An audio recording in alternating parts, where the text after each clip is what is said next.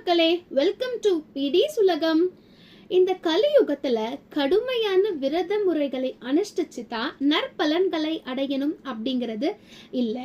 கடவுளின் திருநாமங்களை ஜெபிப்பதன் மூலம் கூட நற்பலன்களை அடையலாம் அப்படிங்கிறது தான் எல்லாம் வல்ல பரம்பொருளின் வாக்கு. அதன்படி கடவுளின் திருநாமத்திலேயே அதிமுக்கிய நாமமாக கருதப்படுவதுதான் ஸ்ரீ ராமநாம ஜபம். அத்தனைக்குரிய பெருமைக்குரிய ராமருடைய திருநாள் தான் இன்றைய நாளான ஸ்ரீ ராம நவமி. ஸ்ரீ ராம நவமி எப்படி தோன்றியது அப்படிங்கிற கதையை தான் இன்னைக்கு வீடியோல பார்க்க போறோம்.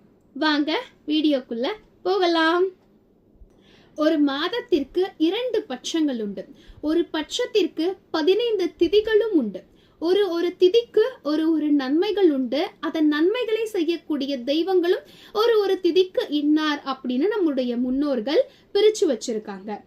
ஆனா எந்த ஒரு நல்ல காரியத்தையும் முன்னாளில் அஷ்டமி நவமி போன்ற 2 தினங்களில் செய்ய மாட்டார்களாம். ஒரு வாட்டி இந்த அஷ்டமியும் நவமியும் பெருமாள் கிட்ட போயிட்டு கண்ணீர் மல்க, எல்லா திதிகளிலும் நல்ல வேலைகள் செய்யறாங்க, ஆனா எங்க 2 பேரை மட்டும் ஒதுக்கி வைக்கிறாங்க, நீங்க தான் எங்களுடைய கண்ணீருக்கு பதில் சொல்லணும் அப்படின்னு கேட்டு அழுக, பெருமாள் உங்கள் இருவரையும் கொண்டாடக்கூடிய காலம் வரும், அதை நான் சீக்கிரம் செய்கிறேன் அப்படின்னு சொல்றாங்க.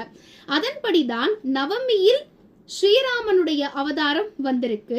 அஷ்டமியில் ஸ்ரீ கிருஷ்ணனுடைய அவதாரம் நடந்திருக்கு. அன்னையிலிருந்து தான் அஷ்டமி நவமி போன்ற 2 திதிகளும் நல்ல திதிகளாக கருதப்பட்டு நல்ல காரியங்களை அந்த 2 திதிகளிலும் மக்கள் செஞ்சிருக்காங்க. அன்றையிலிருந்து ஸ்ரீராம நவமியும் கிருஷ்ண ஜெயந்தியும் மக்களால் ரொம்ப விமர்சையா கொண்டாடப்பட்டும் வந்துட்டு இருக்கு. இன்றைய நாளான ஸ்ரீ ராம நவமி அன்று நாம் ராமாயணத்தை படிப்பதாலோ இல்லை ராமாயண கதைகளை மற்றவர்களுக்கு சொல்வதாலோ மிகப்பெரிய நன்மைகள் கிடைக்கும் அப்படின்னு சொல்றாங்க. முன்னொரு காலத்துல நாராயணப்பட்டர் அப்படிங்கிற ஒரு ஏழ்மையான குடும்பத்தில் பிறந்த ஒரு நபர் இருக்கார். அவர் தன்னுடைய குடும்ப கஷ்டங்களை போக்குவதற்காக சில முனிவர்களிடத்தில் கேட்கிறாங்க, இந்த மாதிரி நான் ரொம்ப வறுமையில் இருக்கேன், என்ன பண்ணா என்னுடைய வறுமை தீரும் அப்படின்னு கேட்கும் பொழுது, ராமாயணத்தை சொல்வதாலோ இல்ல கேட்பதாலோ நல்ல பலன்கள் தரும் அப்படின்னு அந்த முனிவர்கள் ராமாயணத்தை ராமபட்டருக்கு உபதேசம் செய்கிறார்கள்.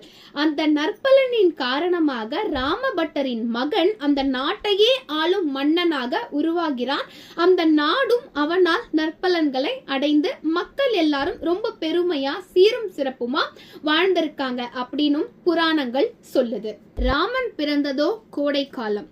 அது மட்டும் இல்லாம வனவாசம் சென்ற ராமர் அப்பொழுது காலில் செருப்பில்லாமல் வெறும் கால்ல நடந்து கூட